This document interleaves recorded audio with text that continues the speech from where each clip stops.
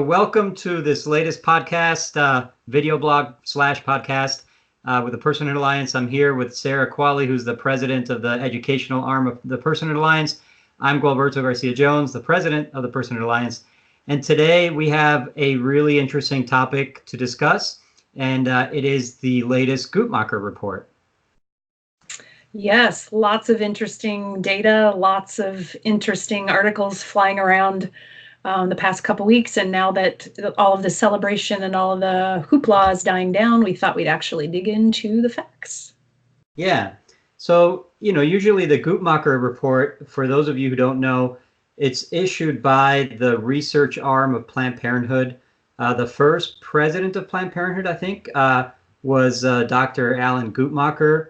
And so they started this research arm where they do some data gathering from different abortuaries around the country, and of course they have special access that because many states don't require reporting, that they are able to gather. And so it's kind of pathetic, but it is our best estimation of a lot of these facts, since no prosecutor is ever going to go and require some discovery from abortion clinics. If they do, they're usually persecuted. So really, we rely on these facts to get an idea of how the abortion rate, the incidence of abortion, is going up or down.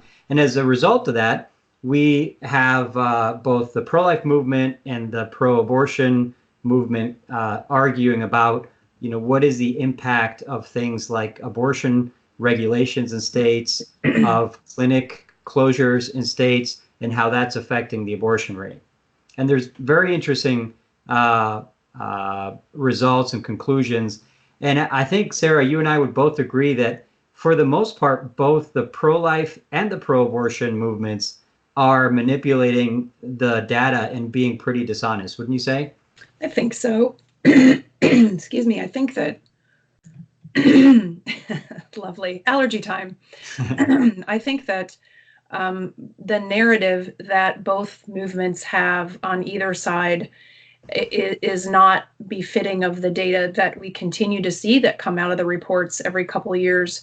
You can trace the Guttmacher report decades back and look at the rhetoric and see that either side is really not quite in line with what the numbers show. And I think this year in particular, and the 2011 report in particular, show us some things that we don't necessarily like to look at, because they undermine the narrative on both sides. And I think that's really important for pro-lifers on the ground to understand, is that a lot of the organizations that we depend on, that we trust for our news, that we look to, are not necessarily completely honest about what the data are showing. It's the same on the other side.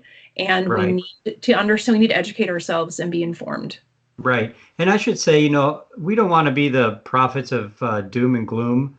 But I do think that in order to have a good long-term strategy, we need to be working with reality and not with, fundraising appeals, which is basically what these, the claims based on these reports, what they've become and I guess we can get right into it. I think, sure. You have organizations like Americans United for Life, who are very invested in passing regulations of abortion.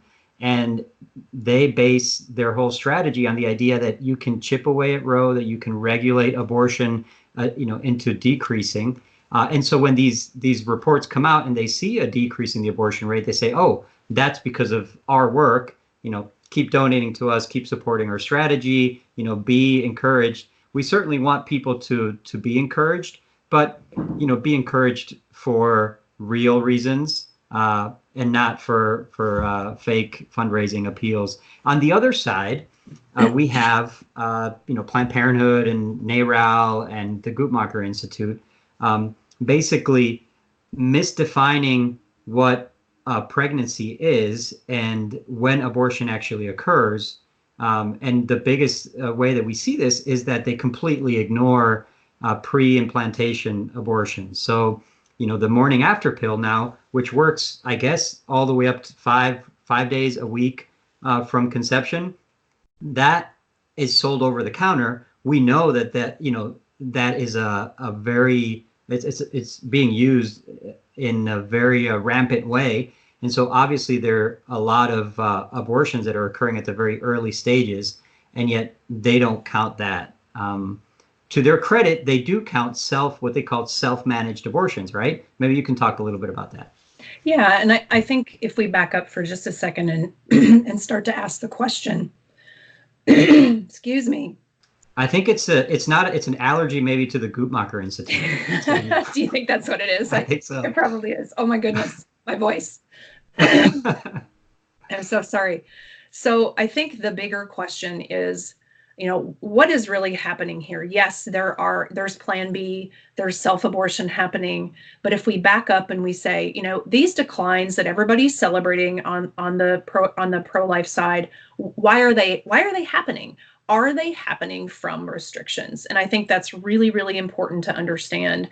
And then we can kind of climb down into, okay, what about self-abortion? Because we can see those things increasing, right? And so maybe first we could talk about, okay, what is declining and why is it declining? Because again, we have the pro-life movement saying all of these abortion restrictions, all of the work we're doing on pro-life laws, that's having this huge impact. And the data are not there. They're not there. And we have to understand that. And this is directly from the Guttmacher report. And I read through it painstakingly and also correlated it with some other reports coming out of the CDC, coming out of different departments in the government that track fertility, that track population.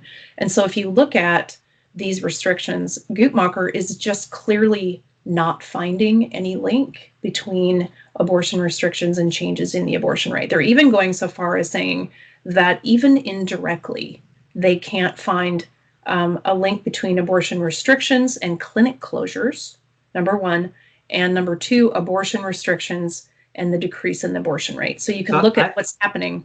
I want to stop you right there because that's a pretty shocking thing. Even for a skeptic, and I'm very skeptical of the claims of nonprofits in general because they have to fundraise, and so they're always going to skew things to make themselves look good and more important than they might be. But a clinic closure not having an impact on the abortion rate, how would you explain that? So it's really interesting because when I read that, I had to read it twice. And then I looked at the graphs and I looked into the data. And what I found was 13 of the 15 states that added clinics, not closed clinics, but added clinics, saw declines in the abortion rate. And 8 of the 9 states where the number of clinics stayed the same also saw a decline in the abortion rates. Now, we know that there are clinic closures happening. We know that. We know that clinic closures do prevent abortions. Obviously, if there's no place to go in that area, women might have to travel, right? We hear all the rhetoric from the other side that we're limiting access when clinic closures happen. We are. It does happen. They are closing. But they tend to not be because of restrictions. For example, there was a clinic closure in Ohio that just happened because of the Ohio Department of Health finally sort of said, okay, we can't let this go on anymore. There's so many health code violations. We're finally going to pull this license and shut this place down. That has nothing to do with a pro-life law. That is the health department. That was in Ohio? That was in Ohio. Okay, so something I've seen, even in my experience in my pro-life activism around the country, is this, particularly since the Obama years, that Planned Parenthood was creating these, we call them like Death Stars. And there are these massive clinics. And so, you can look at that's one way that I can explain this phenomena, right? You could have a clinic like this clinic in Ohio close, but then you have a new clinic that opens, and the new clinic has a capacity for 10 times what the old little rinky-dink clinic had. And I think I saw that in Colorado when I lived there, and Planned Parenthood opened their state-of-the-art, massive block. It was a whole, half a block clinic. Mm-hmm. And yeah, you might have closed, 2 or 3 of the old abortuaries run by, discredited doctors. But you were opening these brand new clinics. And also, the fact that a lot of these clinics are getting to people with what they consider contraception, but that we know is an early abortion drug. And so, the combination of those two things, I think, could explain the fact that you might have some states where clinics are closing, and the abortion rate is going up. Yeah, for sure. That happened in Minnesota where I am. We have we have actually a very good abortion reporting system in Minnesota. It's one of the best in the nation if you rank them.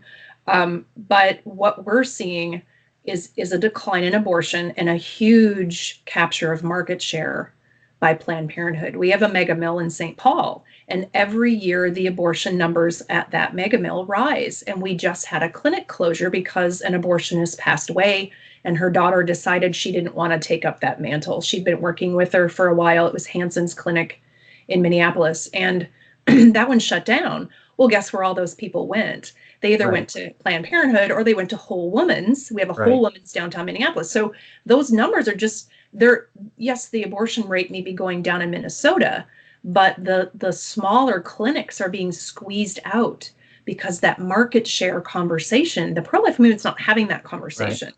And that's been going on since Planned Parenthood shifted to starting to build these mega structures. Right. And that's been almost 20 years now that strategy's sort of been building. And I think Planned opened in Illinois too, or that's opened in Illinois. Yeah.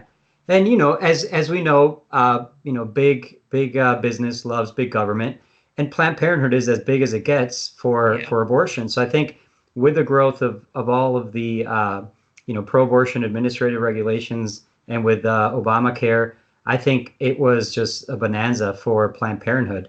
And so certainly in terms of the funding, I think that's something that we have to discuss. And again, I think what we're looking for here is not to bash pro-life groups that are claiming credit. It's understandable that why they do it, even though it's still somewhat dishonest. And I think we have to stay away from that. But we also, need to explain things like the fact that the abortion rate could go up when clinics are closing. But I think that there are good explanations, like you just said.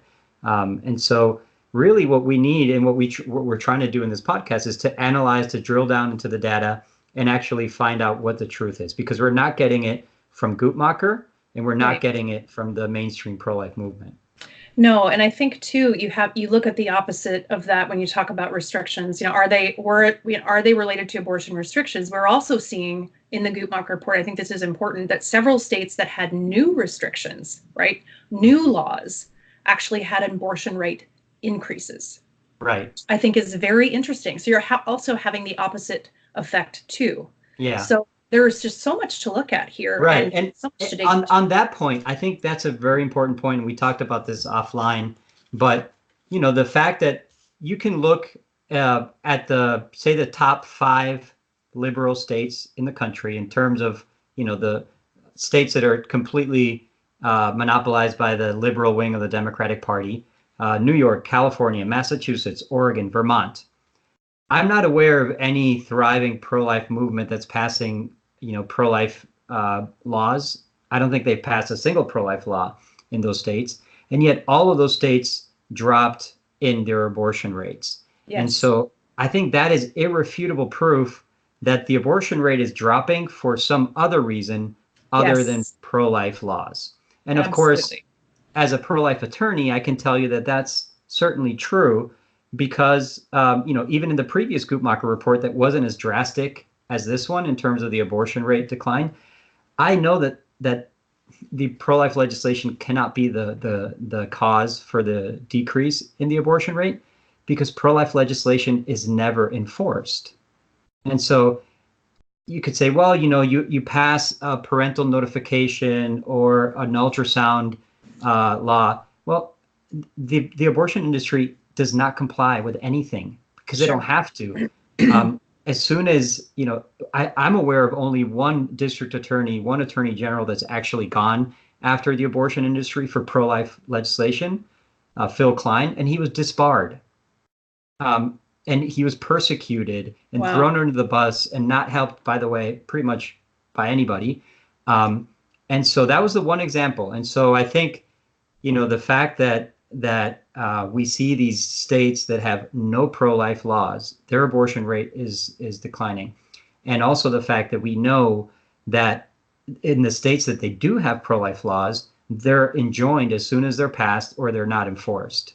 I think we have to look somewhere else for the explanation of why the abortion rate is going down in this country. I think it's true. And when you start to look at the bigger picture and you start to correlate these Guttmacher data with other data that are coming out on fertility, I think it's quite a story. So I want to give you some examples of some of the things that I found. I looked, and this was amazing to me. The average number of children per woman in America was 3.8. And I love that, like, what is 8/10 of a child, right? But 3.8 in 1957. 20 years later, in 1977, it was 1.5. That is such a huge... Can you repeat that again? Yes. The average number of children by an American woman in 1957 was 3.8. In 1977, it had dropped to 1.5. Now, that's the sexual revolution right there, right?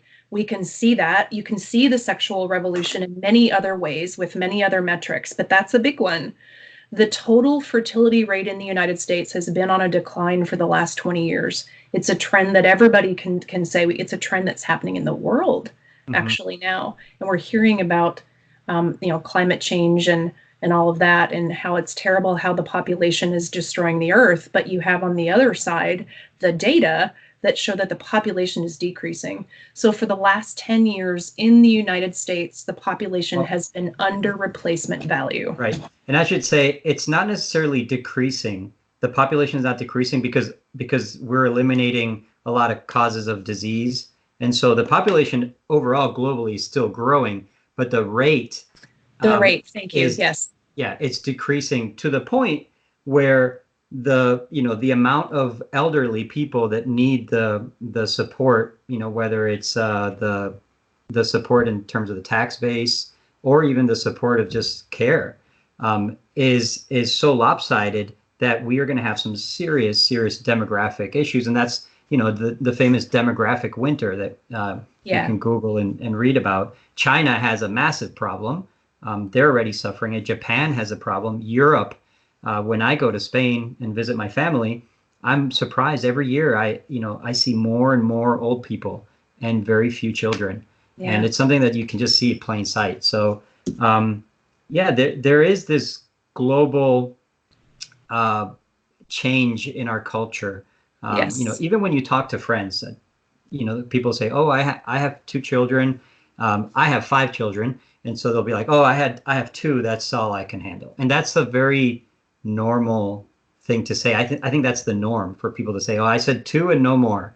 And probably 2 is more than the average, as you said, 1.5. Wow.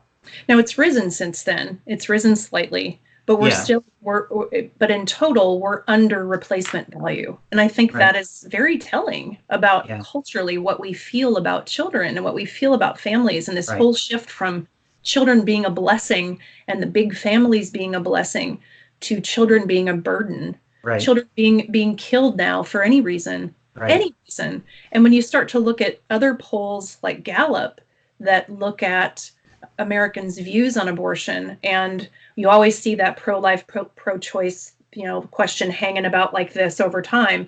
But when you start to break it down by trimester and reason and gender and political party, you see some really interesting things start to come forward, really shocking things start to come forward about how Americans really feel especially according to reason. So there's a lot more to this. Yeah, we could do, I think, 5 or 6 podcasts just on this topic. But getting back to the Guttmacher report itself, I think there are some things in it that help to explain the reason why the abortion rate is dropping. And, 2 things that I find are, one is the disingenuous definition, the erroneous definition of pregnancy and therefore of an abortion, according to Guttmacher. So they do not count the morning after pill. And so we know that that's available over the counter. People will have unprotected sex and then, get pregnant, miss their period or whatever, and then go and use the morning after pill, which doesn't have to be used the morning after. It can Right. be used, quite a bit after that. And so that data, it's unavailable. I think the only possible way of getting an idea of the reach of that would be looking at the sales of Plan B, and I don't know that there's a record of that. Yeah, I mean, I think you'd have to climb into company reports of the pharmaceutical companies that are Right. manufacturing and selling Plan B. That really would be the only somewhat Right. accurate picture that you could get. Yeah. Yep. So that's one thing, and I think you see countries like France that have had a less polarized society around abortion. So they went full secular and full pro-abortion a long time ago, and a majority of their abortions are chemical abortions, and I believe they have RU46 over the counter there, I think. And they definitely have a majority of their abortions as chemical abortions. Um, Right. and so, again, we get into the problem of strategy for the pro-life movement. Yeah. And is the strategy of regulating, health conditions at the clinics where they kill the babies really a feasible long-term strategy when we see the number and the time at which kids are killed early just increasing and Right. increasing?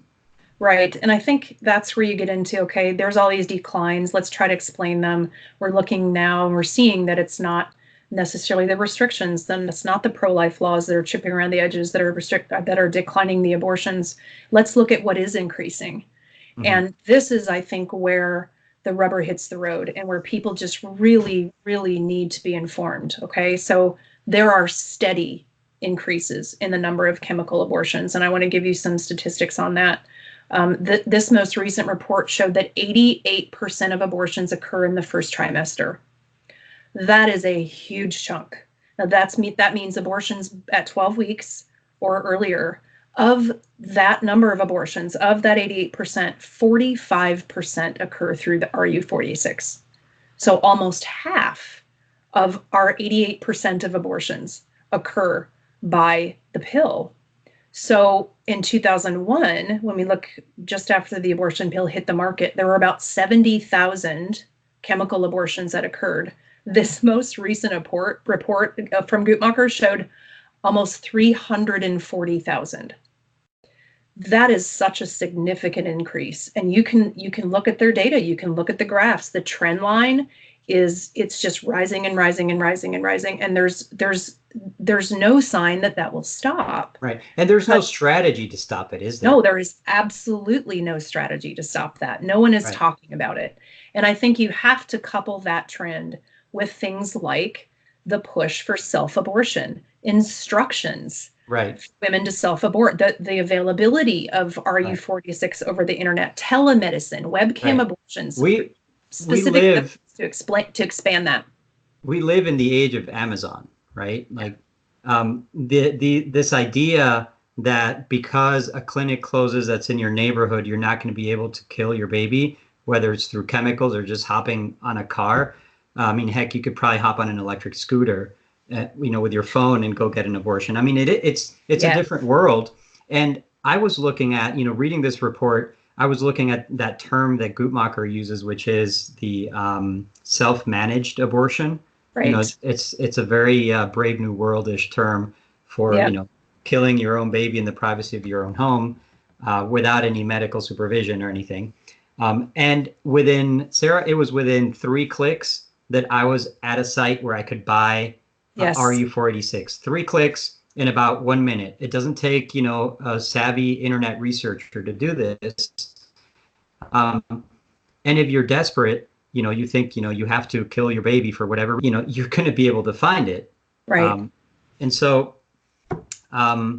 it's very, the part that worries me is that because we want to prop up a political pro-life movement that is invested in an old strategy, we're neglecting a Yes. problem that is just eating us up.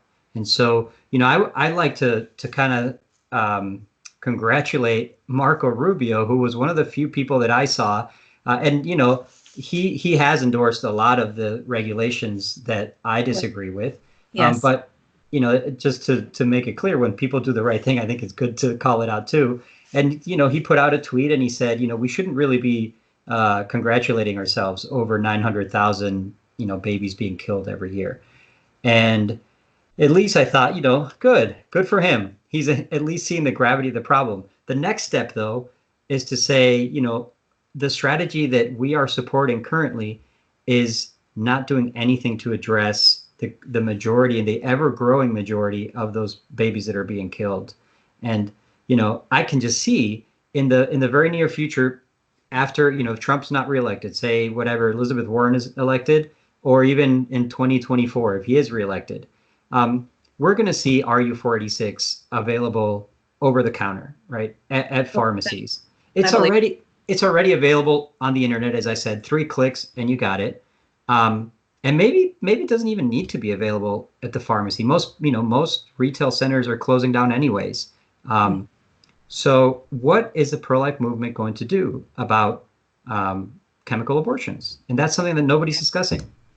Nobody is. But here's what we are doing. We're celebrating. We're celebrating, like you said, like Rubio called out, we're celebrating the fact that abortion's going down. And okay, don't get me wrong. That's a great thing. It's wonderful that abortions are declining, but we're talking about why they're declining. We're talking about the increases that are happening. This is the reality on the ground. And the fact, Sarah, is that they're not declining, right? Because they're not counting the morning after pill. Yeah, and they never have, and they never will. Right. They're just not going to track those data.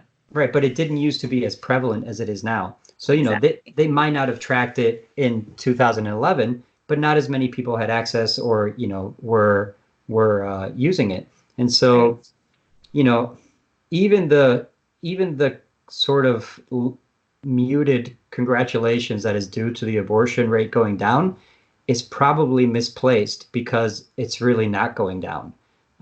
We're just, we're instead of ending the lives of our brothers and sisters at 12 weeks, we're ending them at 1 week.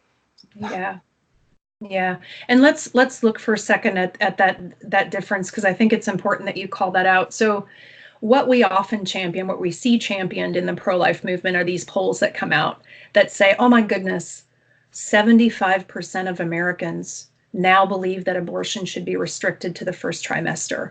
Let's have some applause for that, right? And Gallup has consistently shown that 60% of Americans feel that abortion should be restricted to the first 12 weeks.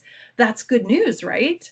No, because what is happening under 12 weeks? 88% of our abortions, 2/3 are happening before 8 weeks. 45%, again, of abortions in the first trimester are the abortion pill. So why in the world are we celebrating the fact that almost 80% of Americans think that's okay? That's not a good thing. It's just not something I think that we should celebrate. And then you look at what's happening on the national level. You look at the legislation that's being championed and pushed forward. You always have the pain capable legislation. That's at 20 weeks. 1.3% of abortions happen after 20 weeks. 1.3%, 88% below 12 weeks. We look at even infanticide bills. That's, over 40 weeks, if you want to look at it that way. Right. So that's we've retreated so far that we are now fighting. We're out of the pie now. Right. We're here. The pro-life movement is not fighting against abortion anymore. They're fighting against infanticide. So it seems like we're just retreating and retreating. We are. And there needs to be a fundamental change to our strategy, because I don't see victory at the end of this road, politically and legally. No, and even at the state level, you have pain capable, you have procedure bans, right? You have D&E bans. That's sort of the newer thing. You have heartbeat, of course, but even D&E bans, that's a procedure that happens usually between 15, 16 and 20 weeks. You take that away, if they would ever be able to do that. We saw what happened when they took away partial birth abortion procedure. They didn't. They didn't Right. take it away. They just created a loophole, and they told everybody how to abort. Well, don't do Right. this, do that instead. Well, D&E has just risen in popularity, if I could use that word, among abortionists. You take that away, it's just going to be digoxin. There's just going to be more induction. Right. It's not going to stop abortion. And so to focus on that, when again, 88% of abortion happens before 12 weeks, and we're not even touching it. Even heartbeat bills. Now, we've seen some states claim 6 weeks, some claim 8, right? I'm actually not sure the difference between the two or how they're coming up with those figures. I'm assuming it's when a woman discovers she's pregnant, she goes in, has a pregnancy test, they do an ultrasound, or she's already at the abortion mill, right? Right. And they have to do the ultrasound. They have to do the ultrasound to determine Right. the age of the baby. And that's happening already just by rule inside of that abortion facility. So maybe that's what they're tracking. But even heartbeat bills have so many flaws in them and are not the answer either. And we have to start looking at what can we do? How do we fight against the trends that are happening that are years ahead of where the pro-life movement is? We are always so many steps behind, and we need to Right. start being proactive. And I and you and I both agree that personhood is the solution to all of this. Once we go down to the foundation and we say, you cannot kill a human being who is now alive, who has unique DNA, Right. who is an individual person, you cannot kill that person. Right. All of this becomes a moot point. All of it Right. does, because the focus is where it needs to be. And as an attorney, I think a big part of our problem that I see in the pro-life movement is that we have been led by attorneys. And I think really good attorneys they're taught and they thrive and they make their living and they represent their clients within a system. The problem is that this whole system has been corrupted to the point that, it is a catch-22. And so, I think personhood itself, when we say personhood is a solution, I don't think neither you nor I are referring to personhood as a procedural strategy that, you have to go through these legislative or legal steps. What we're talking about is analyzing this problem from a foundational perspective. Yes. And refusing to sacrifice those principles for some promised, panacea of a procedural way that we're going to chip away at Roe. We're not chipping away at anything as long as you're keeping within the system the current, judicial tyranny that we have. Exactly. And so we have some very, very fundamental problems in the law that apply to all sorts of social issues. But then we have a very fundamental problem in our culture's view of the dignity of the human being. Yes, we do. And I think that's where personhood comes in. And personhood can be a foundation for some legal solutions. But those are fluid. They can take many different shapes. Lawyers can go ahead and argue about those, but they have to be respecting the basic principle of the dignity of the human being, and the human being as an end in itself, not a means to an end.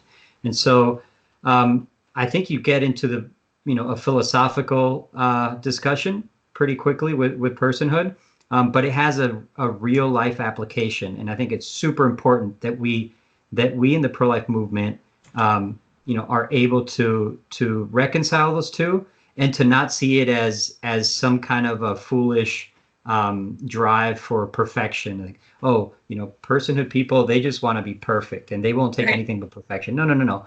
We're talking about a foundational principle of our society. Yes. And we realize everybody's flawed, and we're all sinners. But we're talking about something completely different. We're talking about a guiding principle, and we can't throw our guiding principles under the bus in order to get political victories and legal victories, which is what we've been doing for 50 years. Yes, and I think we can, again, if we want to use data and we want to use evidence, right? And we do. I think, and I'm just looking at my screen up here. I'm looking at the latest Gallup poll that shows, again, I alluded to it earlier, the views of Americans. This speaks to what you're talking to. We can look at the results of what a non-personhood view, if I can call it, an anti-God view of human life, a devaluation of human life, and what that looks like in a graph. And I'm looking right now, and 83% of people who believe abortion should be restricted in the first trimester, right? That big chunk of people, 83% say that baby can be killed when the woman's life is in danger. And that's because we don't understand what that means. We don't understand. We've not been able to get through that rhetoric on the other side that talks about that. Mm-hmm. When the pregnancy was caused by rape or incest, 77% of people think that baby should be killed, could be killed in the first trimester. Again, these are people who are saying, I think it should be restricted. I don't like abortion. Right. When the child would be born with a life-threatening illness, 67%. When the child would be born mentally disabled, 56%, more than half of people said we should kill mentally disabled children in the first trimester. Down syndrome, 50%, for any reason. Right. Well, 45%, Guabe, 45%. Right. That's shocking to me. And Down syndrome, I should say, it's 50% who believe it, but then it's like 90-something% that actually do it. So there's definitely this disconnect. And it doesn't help that the movement that's supposed to represent the principled position itself abandons principle at the first sight of some political victory. That is our fault. That is the pro-life movement's fault. And when states like Mississippi, which had the opportunity to put an amendment in their constitution that would have defined the unborn as a person from conception or fertilization, and they overwhelmingly voted against it. Right. We know that we have a societal problem, and I think it's something that the pro-life movement again has exacerbated by its legal strategy and political strategy. So, I wanted to sort of recap this analysis of the Guttmacher report, and what are like the two main takeaways that you would want to communicate to our audience from the report itself and your analysis of it? I would say that we have to understand that when we see declines in abortion rates, we have to climb into the information, and we have to understand that now for a couple versions of this report, we're seeing that it's not related to abortion restrictions. So this idea that the more pro-life laws we pass, the better we are, I think that the data are consistently showing that that's just not the case. And I would also say that we have to start climbing under and looking again at the evidence and stop celebrating the fact that almost all people in America, really believe that abortion should be restricted to the first trimester.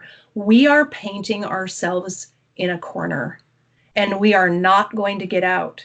There is no way that we will end abortion with this strategy, because we're going to put it to 12 weeks. And where are we going to go?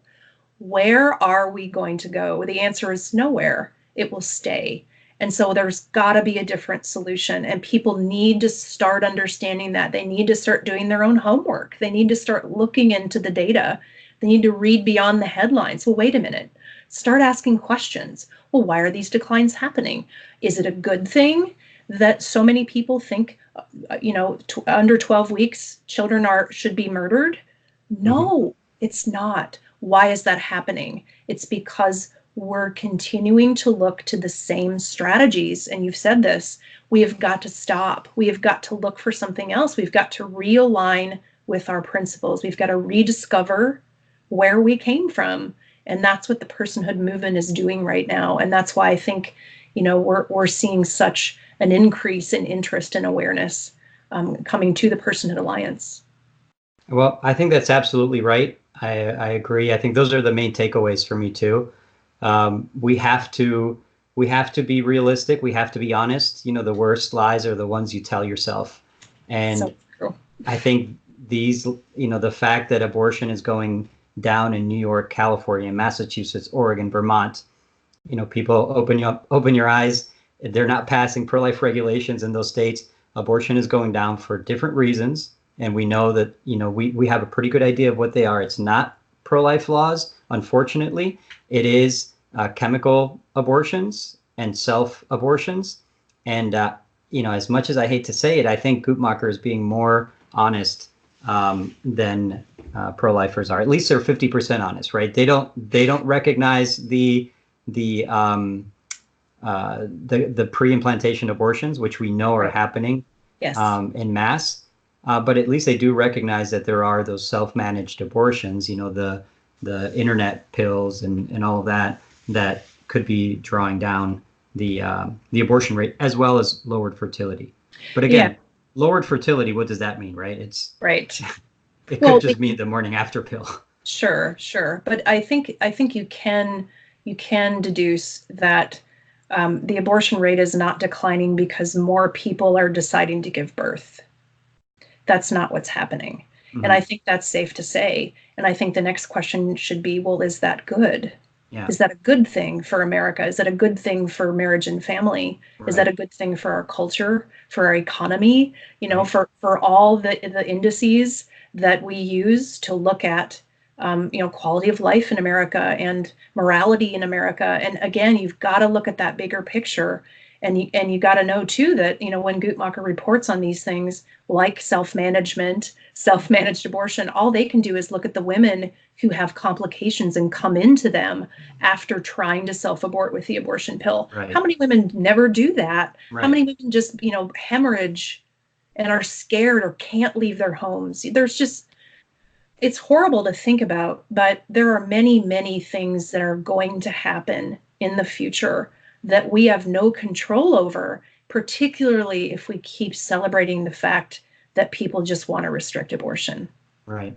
Yeah, and we will miss the massive cultural Yes. tsunami that is obliterating not just the lives of these innocent babies, but even the lives of our children, of our born children, with Yes. now with infanticide, and even our teenagers, right? Like you look at things like the fact that our social media culture is antisocial, and people it used to be, and this is certainly not a good thing, that there was a certain degree of homicide, amongst teenagers because they would be in contact with each other and they'd be fighting each other and fighting over girls or, whatever. That has gone down dramatically. Yes, it But has. what we see now is a skyrocketing of suicide. Um, and so, I think with any of these cultural social phenomena, we have to be honest with ourselves if we're going to find a solution. And so, again, the Guttmacher report is a good way to really call out a deficiency in the pro-life movement. And so, I think I encourage everybody to look for it. You just have to Google Guttmacher report and go in and see what the different parties are saying, and then judge, with your own intelligence and with some of the facts that we've given you here as to who's really telling you the truth and what their motivation is for telling you what they're telling you. So, um, anyways, good conversation, and Yeah. we will put this podcast. I guess we should announce two things too, and we should have done this at the beginning, but we have been making a big effort at the Personhood Alliance to make it easier for people to reach us. And one big way has been the website, which we're happy to announce we surpassed the 1 million visits. This was a couple weeks ago that we went over the 1 million visits, and it was in the first like 8 or 9 months of this year, right? 6 months. 6 months. So Yeah. that is a beyond exponential growth from last year. And we also just launched a special page within our website for these podcasts, which we're going to have on YouTube, on our YouTube channel. So you can see the conversation, or if you want to just download it onto your phone or listen to it in your car or whatever, you can get it on the iTunes store. It's going to be coming very soon, and all the other platforms, TuneIn, Google Android, and just also on our website, podcast.personhood.org. Yes. Thank So you. It's always we're wonderful conversation. yeah, thank you, and we will be continuing this. We'll have another episode here in the next week or two, Yep. and please sign up for our list. Sarah sends out an amazing newsletter with a lot of current events. Also, look to get involved in your state. We now have 24, 25 Yeah. 24. state affiliates, and we're looking to be in every single state. So, go on the website, see if there's somebody in your state, and get involved. If there isn't anybody in your state and you want to start one, send us an email and we will be happy to guide you through the process. Yes. So God bless you. Thank you so much. Thanks, Sarah. Yep, And, absolutely. we'll be back. Yep. All right. Bye-bye.